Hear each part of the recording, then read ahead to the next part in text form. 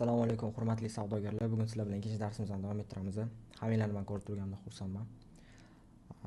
Bugun sizlar bilan kechagi mavzuyimizni, ya'ni brokerlarni tradingni baza qismini davomini boshlaymiz. Ya'ni bugun sizlar bilan brokerlarning asosiy daromadlari. Masalan, oldingi darsda brokerlarning daromadlari haqida sanab o'tdim, nimalarligini, lekin uni atida tushuntirmadim. U nima, undan savdo qilish to'g'rimi, noto'g'rimi, har taraflama. U bilan ishlash qanchalik to'g'ri, qanchalik noto'g'ri, hammasi haqida sizlarga bugungi darsda nimalarni ishlatishimiz, qanaqa platformalardan foydalanishimiz, analizlarning turlarini, bitim turlarini, mana shular hammasi haqida sizlarga bitta tushuntirib beraman. Demak, masalani ko'p kuttirmayman, qani davom etamiz.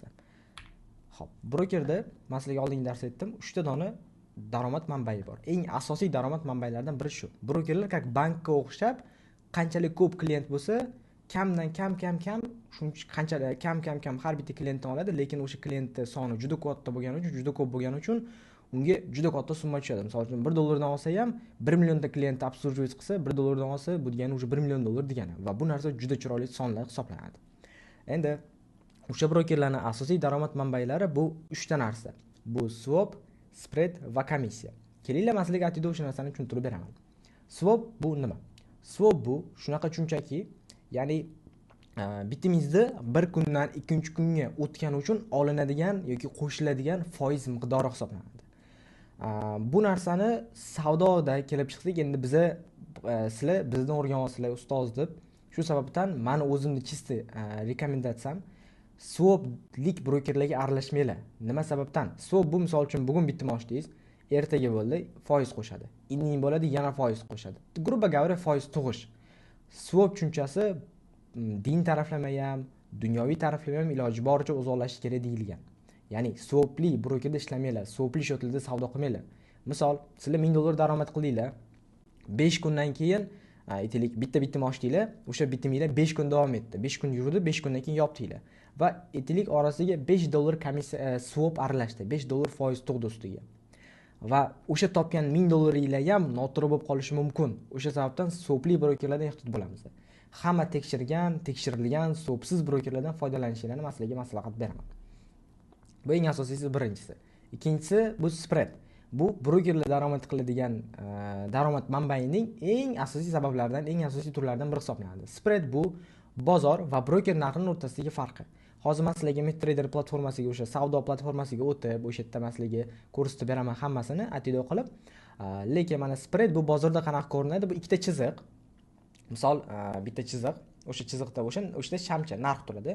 O'sha narxning ustida yana bitta chiziqcha turadi. Aynan mana shu chiziqcha, mana o'rtasidagi farqi bu spread hisoblanadi. Men sizlarga bu narsani o'zimizning jadaricha tilda tushuntirganimda, tasavvur qiling, men aytaylik, nima deyishim mumkin? Misol uchun men mana naushnikni определенный summaga sotib olganman. Aytaylik, mana $300 ga mana shu naushnikni olganmiz. Mana shu naushnikni $300 ga oldimda, siz bunday qarayapsiz, zo'r naushnik ekan. Men mana shu naushnikni olmoqchiman. Qanchaga sotasiz deyapsiz? Endi men $300 ga olganman deyapman. O'zi endi olib keldim, bugun olib keldim, hozir olib keldim. Endi siz aytasiz, men sizga keling, $350 beray deyapsiz. Nimaga? Chunki endi baribir buni borib, issiqda olib, sotib olib, yana qaytib, bekor vaqt taksiga, endi xarajatlari bor. Men bunday qarayapman-da, bunday hisob kitob qilsam, примерно $20 yana yonimga cho'nchagimga qolyapti. Xo'p, mayli deyman. Siz rozimisiz deyman. Ha, men roziman. Sizga ketkizgan mehnatingiz uchun men pul to'layapman deyapti. Xo'p, mayli deb mana sizga mana shu naushnikni beraman. Va qarabsizki, o'rtada tovarning narxi, ya'ni naushnikning o'zining narxi $300 bo'lib o'sha qolyapti. A o'rtada to'lanayotgan $50 pul esa bu qaysidir ma'noda sizda menga bergan pulingiz, rozi bo'lib bergan pulingiz. Nima uchun? Chunki o'sha borib, mehnat qilib, o'zingiz borib talashib olishni o'rniga xuddi shu narsani ancha qulayroq bo'lgan odamdan, ancha qulayroq bo'lgan joydan sotib olasiz. Vaqtingiz ekonom bo'lyapti, kuchingiz ketmayapti, asabingiz ketmayapti va sifatli narsani olasiz. Va qarabsizki, siz mana shu taraflarni yutib olasiz. Nima uchun? Chunki menimcha pul to'layapsiz. O'shaning uchun spread degani bu o'zimizning tilda ikki taraf rozi bo'lib beradigan pul miqdori. Ya'ni brokerda bu narsa bozor va broker o'rtasida narxini o'rtasidagi farqida. Bozorda o'zining narxi bor. Ozgincha tepada, unaqa katta rol o'ynamaydi u narsa. Ozgincha tepada brokerning narxi bor. Imенно zararda yopilish, foyda yopilishi imенно o'sha spread bo'yicha yopiladi. Misol, $100 ga tek profit qo'ydinglar, sizlarning savdoinglar $101 deb yopiladi va $1 brokerga o'tib ketadi. Bu narsa sizga ko'rinmaydi. Misol, 100 dollarga stop qo'ydingiz, sizning сделканgiz $99 stop uradi. U sizga 100 bo'lib ko'rinadi. $1 yana minus brokerga o'tib ketadi. Ya'ni broker spreaddan zarar qilmaydi. U mana siz $100 zararni chekirishga qo'ysangiz, $100 minusga qo'ysangiz, bozor kelib shundoq sizni $99 minus qiladi, lekin u yoqda sizni 100 deb ko'rsatadi. $1 pulingizni bozorga o'tkazib yuboradi. Aynan o'sha spread. Ya'ni spread bu hech kim yutqizmaydigan taraf. Ya'ni broker hech qachon spread orqali yutqizmaydi. Siz zarar qilsangiz ham foyda qiladi, siz foyda qilsangiz ham foyda qiladi broker spread orqali. Faqat broker siz ko'proq daromad qilsangiz, ya'ni ko'proq foyda qilaversangiz, broker ko'proq daromad qiladi. Siz zarar qilib qo'ysangiz, u kamroq foyda qiladi. Shu sababdan broker maksimal, ya'ni imенно yaxshi broker, oldingi darsda sizlarga tushuntirdim. Broker maksimal harakat qiladi, imенно sizni savdo qilish uchun barcha sharoitlarni, barcha qulayliklarni yaratib berish uchun. Shu sababdan broker haqida yaxshi broker, yomon broker haqida men sizlarga oldingi dars life hacklar o'rgatdim. Xudo xolasa keyingi dars ham qaysi brokerda savdo qilishimiz, qanaqa registratsiya qilish haqida ma'lumot beraman sizlarga, atido qilib, chuqur ma'lumotlar beraman. Bugun sizlar bilan aynan brokerlarning daromadi haqida va platformalar haqida gaplashamiz. Spread nimaligini tushundinglar degan umiddaman. Mabodo u bugun tushunmay qolgan bo'lsa, iloj boricha yana maslahat beraman. Oldingi darsda daftaringlarni, kechagi daftaringlarga yana bitta отдельный list ochib, ikkinchi dars deb o'sha yerga atido yozish. Ya'ni spread nima, swap nima, qaysi biri to'g'ri, qaysi biri noto'g'ri. Spread bu hech qanaqa foiz emas, u foiz tug'maydi. U prosta ikki taraf rozi bo'ladigan, rozi bo'lib beradigan bir ma'lum bir miqdordagi pul miqdori hisoblanadi. Shu sababdan bemalol xavotirlanmasdan, spread haqida xavotirlanmasdan ishlasanglar bo'ladi. Lekin swap bu noto'g'ri narsa. Tajribali savdogarlar hech qachon swapsiz brokerda ishlamaydi. Ya'ni u inson tajribali savdogar, swapli broker bormi, unda iloj boricha undan uzoqlashadi. Yoki kunlik savdogarlar bor, ya'ni bir kun ichida bitimini ochib yopadi. Ular ham swap, ularga umuman swap rol o'ynamaydi, chunki swap bu bir kundan ikkinchi kunga o'tgan narsa-yu, o'tganda qo'shiladigan foiz u. Kunlik savdogar kunda ichida ishlaydi, o'shaning uchun unga qiziq emas swap. Lekin meni maslahatim lechni swapli brokerlarda, swapli счетlarda, swapli akkauntlardan ozgina uzoqlashinglar, chunki undan topgan daromadingiz noto'g'ri bo'lib qolishi mumkin. Keyingi 3-turi bu komissiya. Bu narsani vro'de tushunarsiz joyi yo'q. Komissiyani ikki xil turi bo'ladi. Birinchi turi bu depozitdagi komissiya va pul yechayotgandagi komissiya. Ya'ni depozit qilasiz, bir xil brokerlar bor, 1% olib qoladi. Yoki pul yechib olasiz, 1% olib qoladi. Bir xil broker hammasi emas. Misol, $100 tashib olasiz, siz akkauntingizga u pul $99 bo'lib tushadi. Yoki $100 yechib olasiz, $99 yechiladi. Ya'ni bu pul tashish va olishdagi komissiya hisoblanadi. Keyingi turdagi komissiya, ikkinchi turdagi komissiya bu har bir lot uchun. Ya'ni siz, men oldingi darsda aytdim sizlarga, biz treyderlar tovarni sota olmaymiz, biz lot hajmini sotib olamiz va o'sha hajm qanchalik katta bo'lsa, qanchalik o'sha narsa yuqoriroq hajmda bo'lsa, biz shuncha ko'proq pul to'laymiz. Ya'ni bir xil brokerlarda bu narsa bir lotga, ya'ni katta lot hisoblanadi, bir lotdan bir lotga $2, bir lotga $3, bir lotga $5 bo'lishi mumkin. Ya'ni sharoitlardan kelib chiqib. U narsa ham hamma brokerlarda emas, ya'ni hamma broker imенно komissiyaga ega emas. Albatta tanlab, qarab, o'zingizga yoqqanini ko'rib, imенно xohlagan brokerlarda ishlasanglar bo'ladi. Hech kim sizlarga qarshilik qilmaydi. Brokerlar ham sizlarni pulingizga majbur emas. Qaysi ma'noda? Tipa o'sha broker sizni o'sha olib ketmang demaydi. O'zingiz xohlagan, o'zingizga yoqqan, qarorsiz cho'ta ishlashi cho'tki, lekin ko'pchilik yoqtirmayapti, lekin sizga yoqyapti va pulingizni mazza qilib yechyapsiz. Ishlang, prям addushi ishlang o'sha brokerda. Meni maslahatim shu narsa. Swap spread komissiyani tushundinglar degan umiddaman. Qani sizlar bilan keyingi mavzuga o'tamiz. Bu platformalar. Ya'ni biz treyderlar analiz qilib daromad qilamiz. Va bizani analizimizni uslublari bor. Ya'ni treyderlar analiz qiladi, misol uchun har tarafdan o'qiydi, statistika qiladi, hisob-kitob qiladi va aytaylik bozorni qaraydi, uni qaraydi, qani qatga ketar ekan, qani kattaroq harakat qanaqa ekan, bir haftalik harakat qanaqa ekan, bir kunlik harakat qanaqa ekan, bir soatlik harakat qanaqa ekan deb qarashadi-da va o'shandan kelib chiqib общий xulosadan ular bitim ochishadi.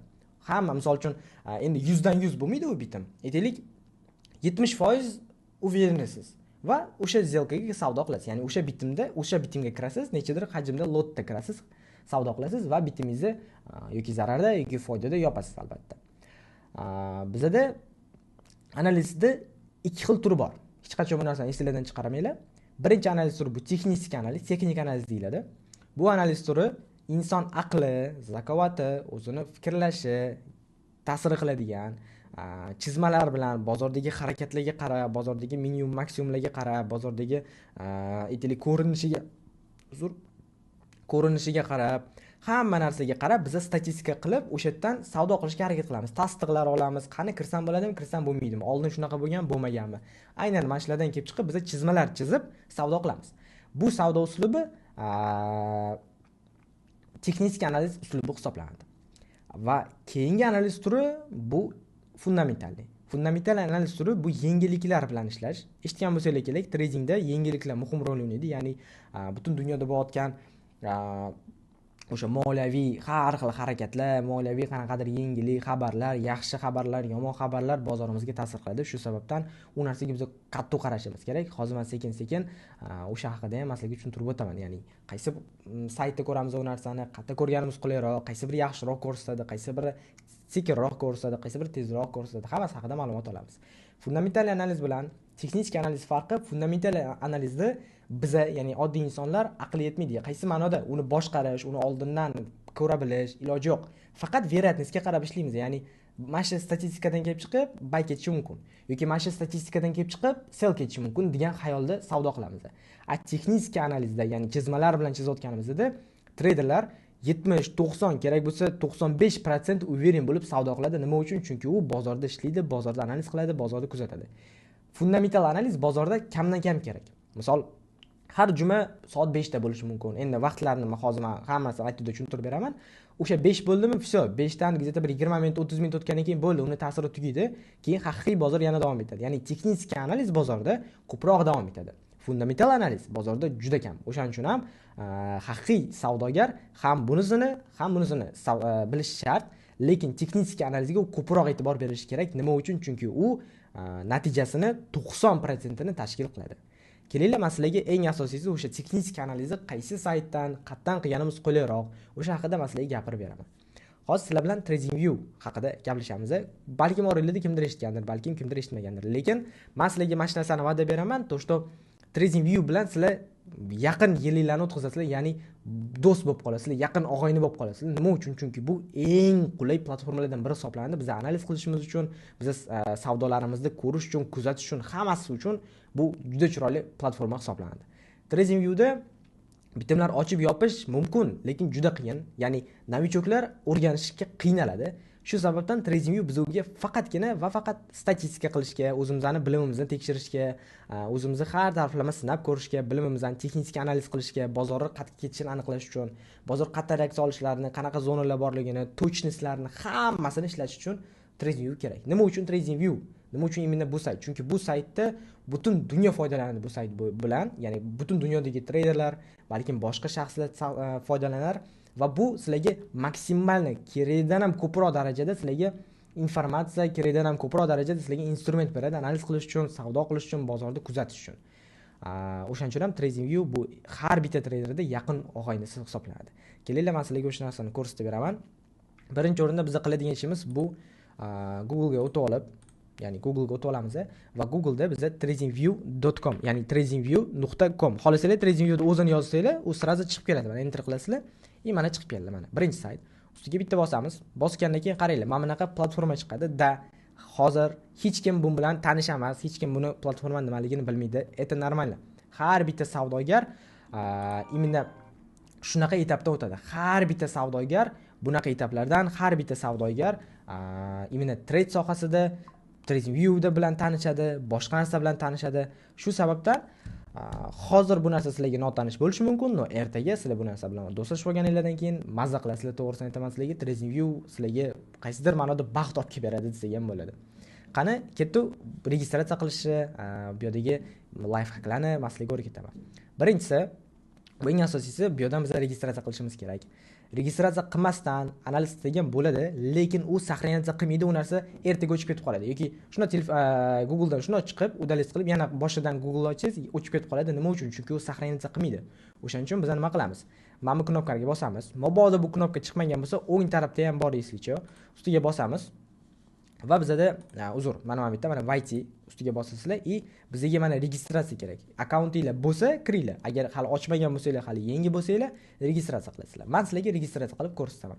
Bizga nima kerak? Bizga mana email ustiga bosamiz, xohlasanglar Google orqali, xohlasanglar email, xohlasanglar boshqa sposob bilan ham bor. Mana Facebook, Twitter, Yahoo, Apple ID bo'yicha.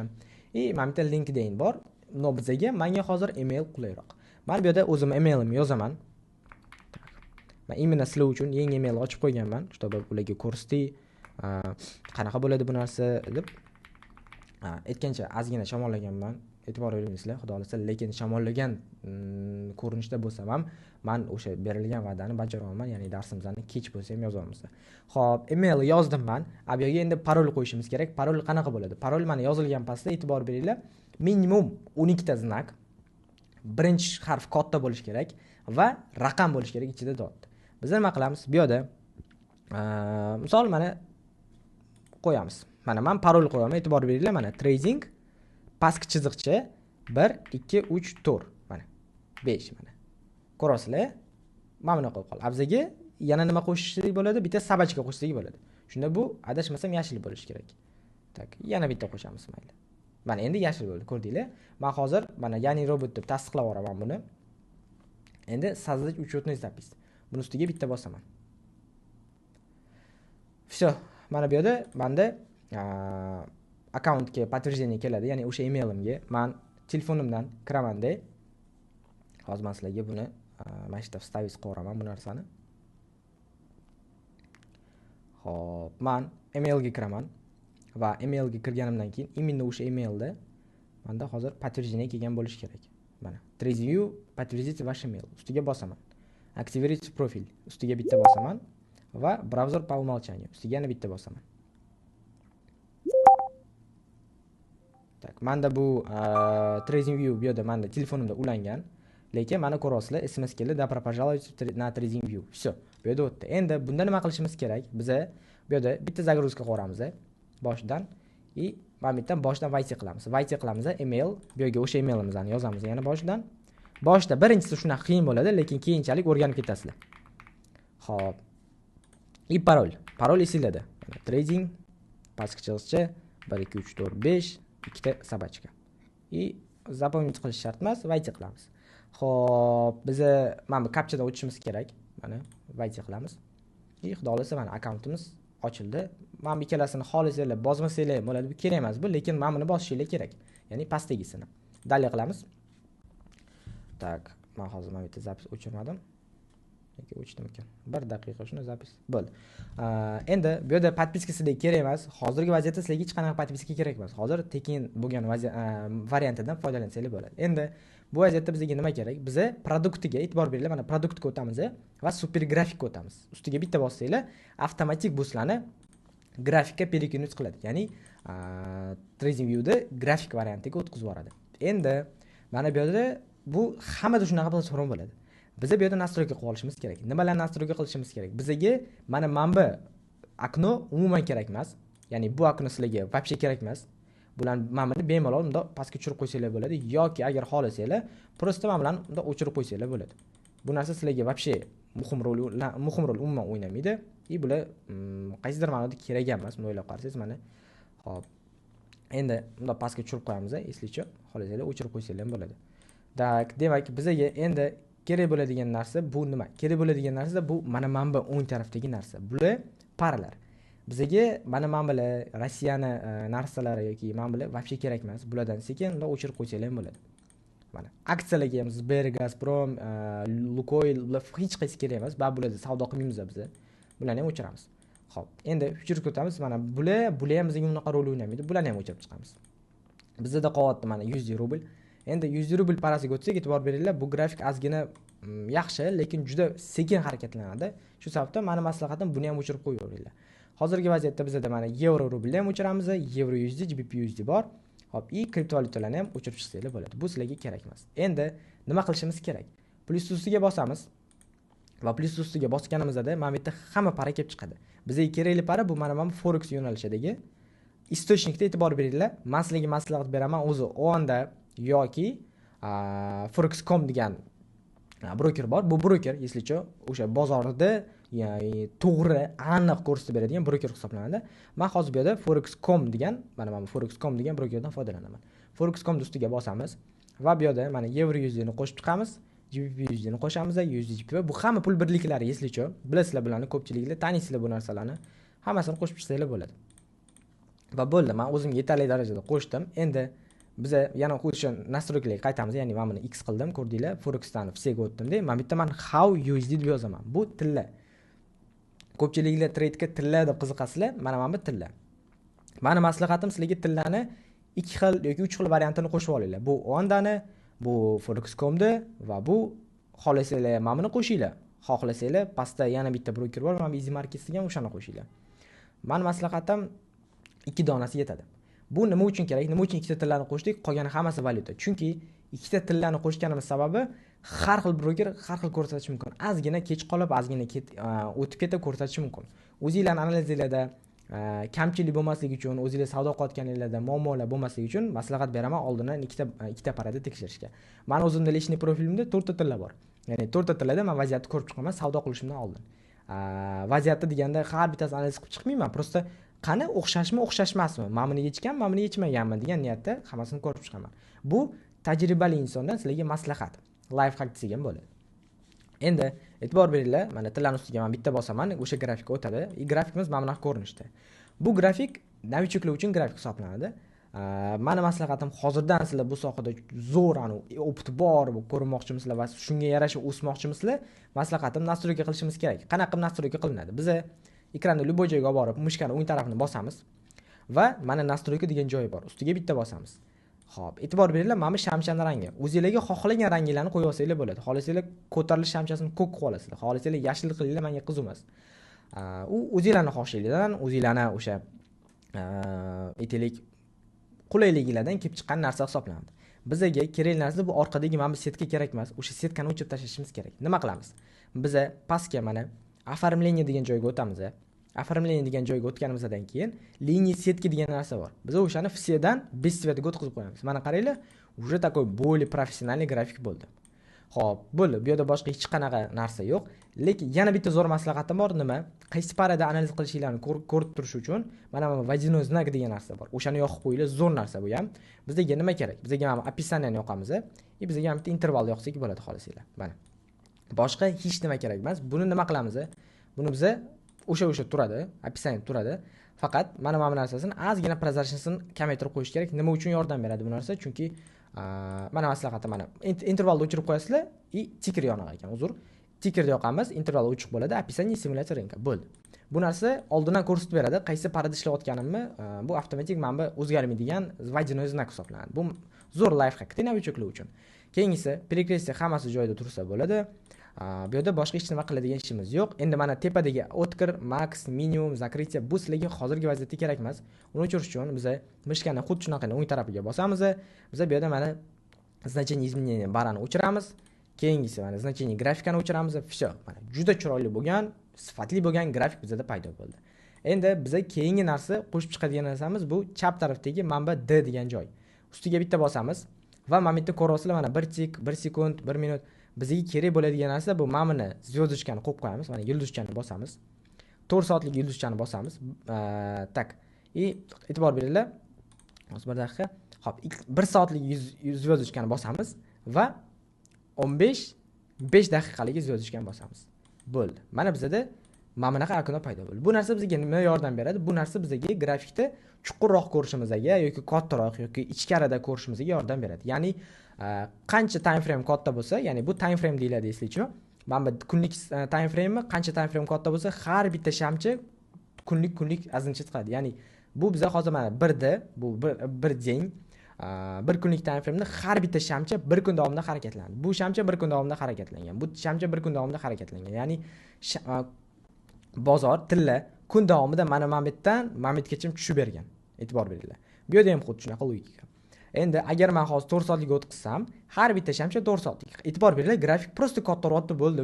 Boshqa hech qanaqa narsa yo'q. Narxlar o'zgarmayapti, para o'zgarib ketmayapti. O'zgarayotgan narsa narx ozgina kattaroqda. Shu bizga ko'proq ma'lumot, ko'proq informatsiya berish uchun.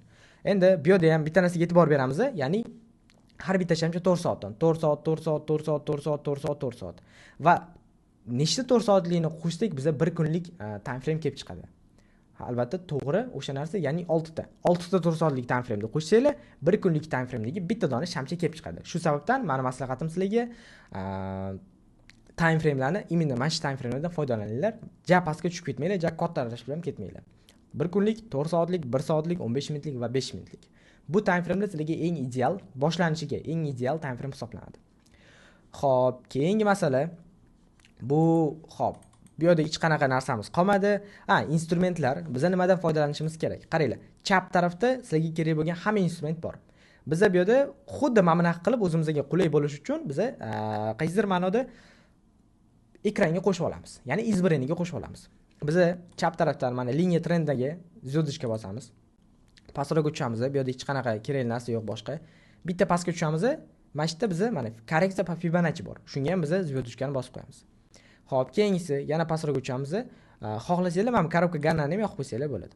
Yana pastroq o'tamiz. Mana bu pozitsiya eng muhim narsa hisoblanadi. Bu ikkalasini ham звездочка qilib qo'yamiz. Bu bizga trading view dagi bitim ochishda instrument hisoblanadi. Как будто biz bitim ochayotgandek bo'lamiz agar bu narsani qo'ysak. Bu o'zingizlarning tajribalarni oshirish uchun, o'zingizlarning statistikalarni, biliminglarni oshirish uchun, biliminglarni zo'r yoki yomonligini tekshirish uchun kerak bo'ladigan narsa hisoblanadi.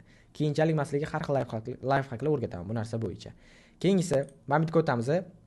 Kistni ham xohlasanglar qo'shib qo'ysanglar bo'ladi. Bizga eng asosiysi prямоугольник kerak. Mana bu ломаный liniya ham turaversin. Bo'ldi.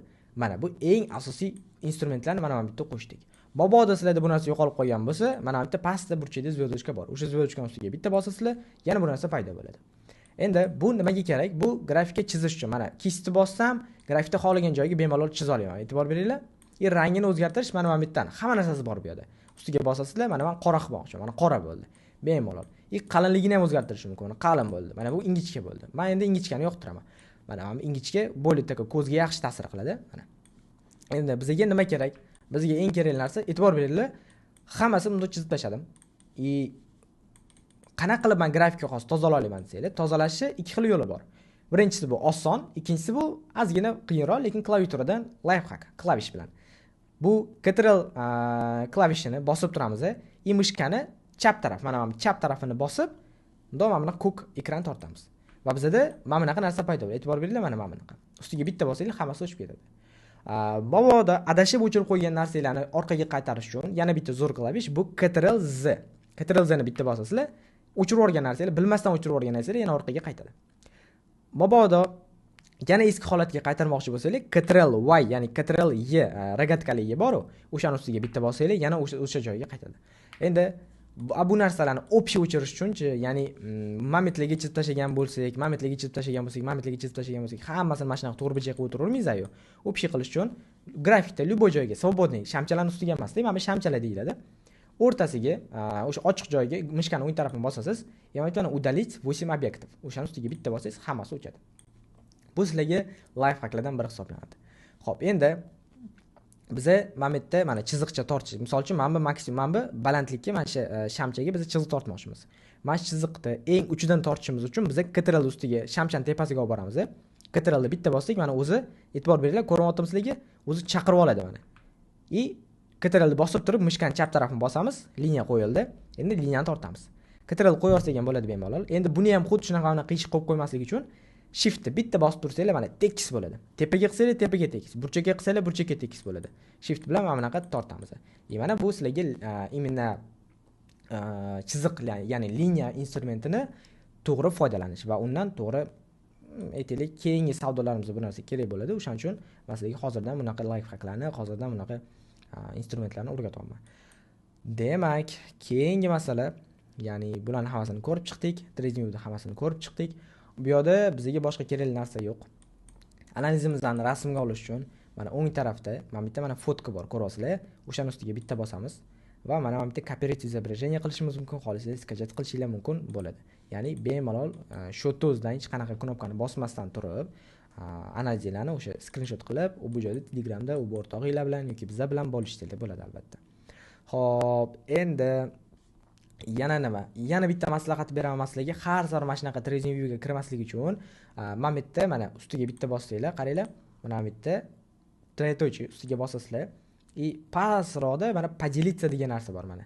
Транслировать, сохранить и поделиться. Podelitsiyani yoniga olib borgan paytimiz mana sozdать yerlik bor.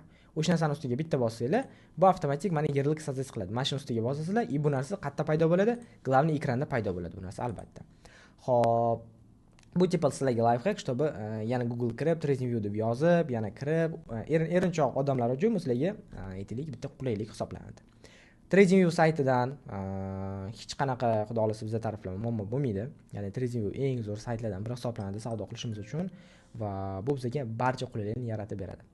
Kelinglar endi qolganini biz keyingi ikkinchi platformadan davom etamiz. Ya'ni MetaTrader 5 platformasidan. Biz App Store ga kirib, men qolganini telefonda davom ettiraman va uni zapisini hozir sizlarga albatta tashab qo'yaman. Biz App Store yoki Play Marketga kirib, Meta 5 deb yozsak yoki MetaTrader 5 deb yozsak chiqadi, o'shanga o'tkazib olamiz va bizda avtomatik mana bunaqa platforma paydo bo'ladi. E'tibor beringlar, mana bunaqa platforma. Endi biz ustiga bitta bosamiz, kiramiz ichiga. Mana sразу mana bunaqa knopka bizani kutib oladi. Открыть demo счет. Ustiga bitta bosamiz mana shuni. Mabodo mana shu knopkani yo'qotib qo'ygan bo'lsanglar agar, mana торговый счета degan joyga eng birinchisiga bittasini bosasizlar. Plus, mana plus bosasizlar, ya'ni birinchi broker. O'shaning ustiga bitta bosasizlar. Xo'p, bu yerda biza tepadagi mana demo счет deb yozilgan. O'sha demo счет ustiga bitta bosib tanlashimiz kerak. Endi birinchisiga biza imi yozamiz. Men o'zim ismimni yozaman. Xo'p, ikkinchisiga familiya. Men familiyani yozyapman, uzr. Xo'p. Familiyamni yozdim. И data рождения. Xo'p. Xo'p. Demak, yanvar 28 и tak. Mana, men qo'ydim o'sha bu narsani. Endi keyingisi mobilniy raqam. Biz bu yerga mobilniy raqamimizni yozamiz. Hop, xohlagan o'zimizning raqamimizni, ya'ni ishlatayotgan, ishlatmayotgan farqi yo'q. O'zimizning raqam bo'lishi kerak, lekin men bu yerga o'zim raqamni yozaman. Faqat bu narsaga blur qo'yib qo'yaman, noto'g'ri tushunmaysizlar. Hop, faqat oxirgi soniga. Keyingisi email. Biz bu yerga o'sha emailimizni yozamiz. Так, использовать хеджирование, bu yoq, kreditni pulga tursin, depozit tursin. Xohlasanglar depozit ustiga bossanglar, o'zingizlar xohlagan depozit tanlashingiz mumkin. Xohlasanglar 3000, xohlasanglar 100,000, xohlasanglar 50,000, xohlasanglar aytaylik 5000 yoki 10,000lik depozit tanlashingiz mumkin. Bu narsa faqat va faqat sizlarga qaysidir ma'noda demo pullar, ya'ni ko'rmaydigan, sizlarga ko'rmaydigan pullar, bu sinash uchun, o'zingizlarni biliminglarni, o'zingizlarni mana bu yerda knopkalarni ko'rib chiqish uchun, hamma narsani sinab ko'rish uchun bu depozit hisoblanadi. Bizga farqi yo'q. Biz eng misol mana $10,000 depozit tanladim va mana принять knopkasini bosamiz. Принятьni bosgandan keyin registratsiya qilamiz. Xo'p, mana bu yerda login, parol chiqyapti, lekin начать qilib olsanglar avtomatik o'zingiz счетga kirib ketadi. Endi mana bu yerda hamma paralar chiqdi. Biz bu yerdan o'zimizga keraksizlarni o'chirib tashlaymiz. Bu yerda hamma para keraksiz bizga. Mana bu tepada qalamchaga bosamiz, hammasini belgilab chiqamiz, prям hammasini. Mana.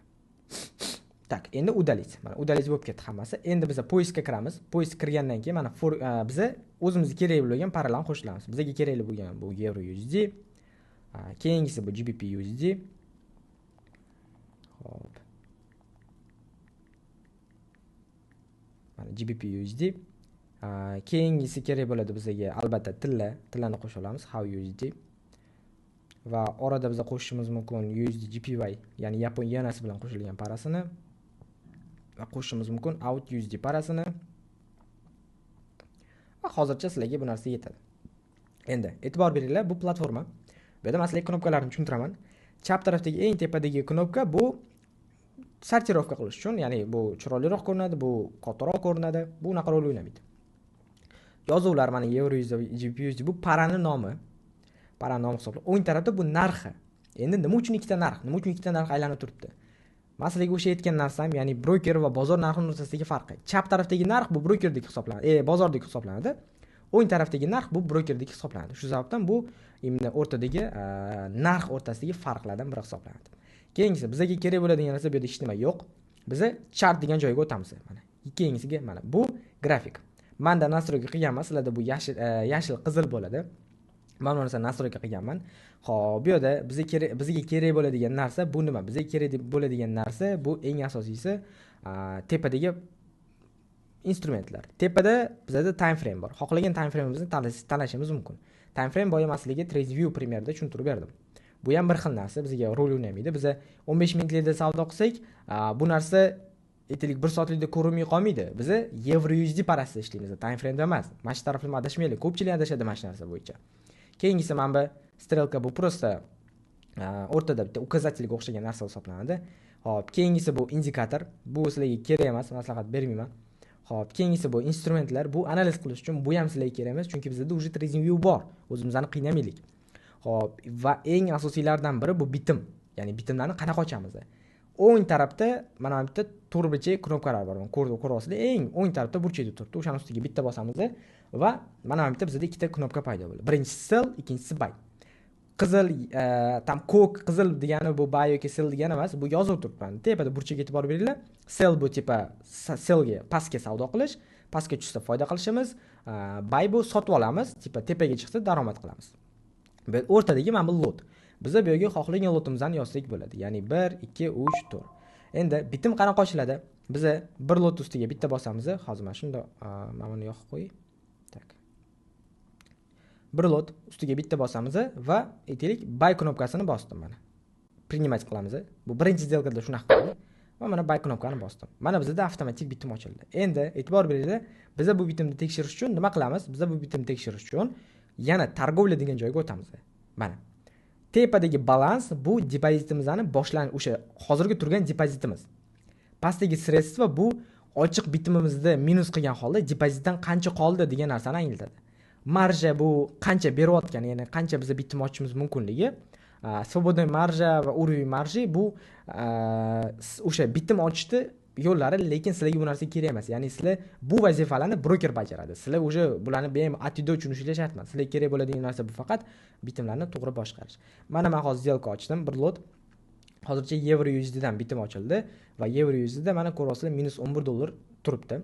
Endi stop loss degan tushuncha bor tradingda. Stop loss bu zararni cheklash. Ya'ni men xohlaganimcha o'zimni zararimni cheklay olaman. Oldingi darsda men sizlarga aytdim.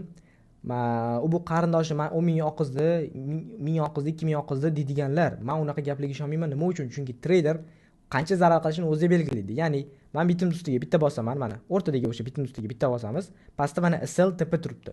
SL ustiga bosaman va qaranglar, mana pastda mana bunaqa strelka chiqdi. Va o'sha strelkani men misol uchun $50 ga qo'yaman. $50 ga qo'ydim. $50 ga qo'ydim va tepani bosib, foydamni ham xuddi shunaqa bir $100 ga qo'yaman. 2 barobar foydaga qo'yaman mana. Endi men bu сделкani mana ko'k strelkani bosib, izminit qo'raman. Bo'ldi. Сделкam ochiq, yopiq emas, hali ham ochiq. Просто men shu narxda kelib ursam mabodo, mana shu chiziqda kelib ursa, menda bitimim $50 minusda yopiladi. Mabodo men buni kelib ursa, $100 foydada yopiladi. Ya'ni men uxlab qolgan bo'lsam ham, ishda bo'lsam ham, dam olgan bo'lsam ham, boshqa joyda bo'lsam, internetim ishlamasa ham, Wi-Fi ham o'chib qolgan bo'lsa ham, bunda zararimizni yoki foydamizni mana shunaqa yopib beradi. Shu sababdan xavotirlanmasdan bemalol smelo bosinglar. Bu broker tarafdan yaratilgan qulaylik hisoblanadi. Keyingisi торговляda boshqa ishda qanaqa qiziqarli narsa yo'q. Mabodo mana shu сделкani biz yopsak, aytaylik mana men yopdim bu сделкani mana bunaqa qilib, historiyaga o'tamiz. Historiyada ko'rinadi. Ya'ni tarix bu nima qilganimiz mana biz bu vaqt ozgina nitoq, ya'ni bu qaranglar, mana e'tibor beringlar, 3 soat orqada yurar ekan.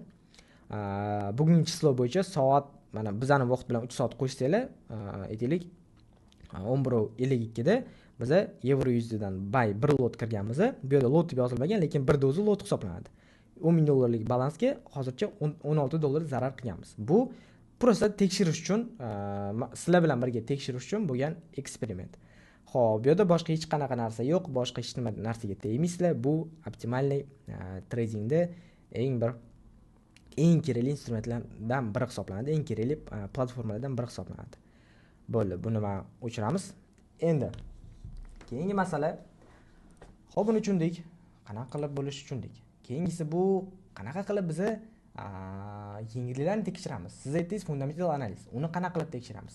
Bizga kerak bo'ladigan sayt bu saytni qo'shib olamiz. Bizga kerak bo'ladigan sayt bu investing.com, esidan chiqmasin. investing.com bu butun dunyo foydalanadigan sayt hisoblanadi. Albatta ingliz tilida, bu narsani to'g'ri tushunamiz degan umiddaman. investing.com ustiga bosamiz. Bizda mana bunaqa joy keladi. Bizda iloji boricha mana buni tanlaganimiz yaxshiroq. Agar mabodo kimdadir bu narsa chiqmasa, ustiga bitta bosamiz va mana bunaqa joy kelib chiqadi. Bizga kerak bo'ladigan joy mana tepada mana ekonomik kalendar turibdi, ko'rasizlar, ustiga bitta bosamiz. Va bizani bozor mana bunaqa joyga olib boradi. No, bu qaysidir ma'noda обновление bo'lgan ekan. Biz bu yerda настройка qilib olishimiz kerak. Nimani? Tekushi vaqt shunaqa turibdi. Ya'ni +5. O'zbekistonda vaqti +5. Bu avtomatik hozir настройка qilib oldim. Mabodo bu kimda настройка qilmagan bo'lsa, kirasizlar, ustiga bosasizlar, eng birinchi qiladigan ishinglar pastga tushib +5 ni tanlab olasizlar. Yoki Toshkent, yoki Karachi, yoki boshqa qaysidir +5 lik bo'lgan, GMT +5 lik bo'lgan vaqt oralig'ini tanlab olasizlar. Keyingi qiladigan ishimiz bu показатель filtr. Filtrga bosamiz. Filtrga bosganimizdan keyin strani tegmaymiz unga, kategoriya tegmaymiz unga, важность. Mashinasi bizga kerak. Nimaga? Chunki tradingda hamma yengilligi ham bozorga ta'sir qilmaydi. Bizga eng kuchlilari kerak. Biz Lubayni ustiga bosib, mana bu высокая degan 3 ta yulduzlikni galочкасini bosib qo'yamiz. Mana все. Va skrit filtri. Mana bizda eng asosiy yengilliklar paydo bo'ldi. E'tibor beringlar, bu yerda parasi yozilgan, ya'ni USD. Endi tilla USD bormi tillada, mana dollar bormi? Demak, bunga ham ta'sir qiladi endi bu yengilligimiz. Xo'p. Bu yengilligimizning mana bu yerda nomi ko'rinadi, mana bu yerda важныйлigi, bu yerda prognoz, bu yerda hamma statistikasi, hammasi bu yerda ko'rinadi. Hop, bu bugun uchun mana kecha qanaqa yengillik bo'lganini ko'rsak bo'ladi, qaysi parada, ertaga qanaqa yengillik bo'lishini ko'rsak bo'ladi. Mana ertaga bozor yopiq bilasizlar, shanba yakshanba kun dam olamiz, dushanbadan jumagacha ishlaydi. Bu hafta qanaqa bo'lganini ko'rishimiz mumkin, keyingi hafta qanaqa yengilliklar bo'lishini ko'rishimiz mumkin. Oldindan mana aytaylik, dushanba kuni mana Yaponiya yenasida dень совершеннолетия bo'lar ekan. Yaponiyada o'shaning uchun Yaponiya yenasi dam olar ekan, ishlamas ekan. Bu narsani biz mana oldindan ko'ramiz. Mana hali 3 kun vaqtimiz, 3 kun bor bu kun kelishiga, lekin biz oldindan mana ko'ramiz. Bu sizlarga ancha qulay bo'lgan platformalardan biri hisoblanadi. Demak, mana tushuncham bo'yicha kerakli ma'lumotlarni men sizlarga berdim. Xudo xolasa yana darslarimizda davom etamiz. Bugun qisqagina, lekin juda ma'lumotli, juda kerakli darslar bo'ldi. Ko'pchilik xato qiladi, ko'pchilik adashadi, ko'pchilik aynan mana shu darsda noto'g'ri o'rganib qo'yib yoki mana shu darsda boshqa qanaqadir tajribasiz insonlar o'rganib qo'yib, o'zini sohada vaqtini olib qo'yadi. Meni maslahatim, hozirdan sizlar yo'linglarni to'g'ri qilinglar va iloji boricha har bitta informatsiyani, har bitta ma'lumotni yozib olishinglarni maslahat beraman. Mabodo tushunmay qolgan ma'lumotinglar bo'lsa, albatta daftarlarga yozib, o'sha savolni xohlagan joylardan qidirsanglar bo'ladi. Hozir zamonaviy zamonaviy zamonda yashayapmiz, zamonaviy zamonda yashayapmiz va hozir bemalol internetda xohlagan informatsiyalarni, xohlagan ma'lumotlarni topishingiz mumkin, rost yoki yolg'onligini. Demak, masalani ko'p kutirmayman, sog' bo'linglar, charchamanglar. Kuningiz yaxshi o'tsin. Xudo xolasa 3-darsda ko'rishguncha.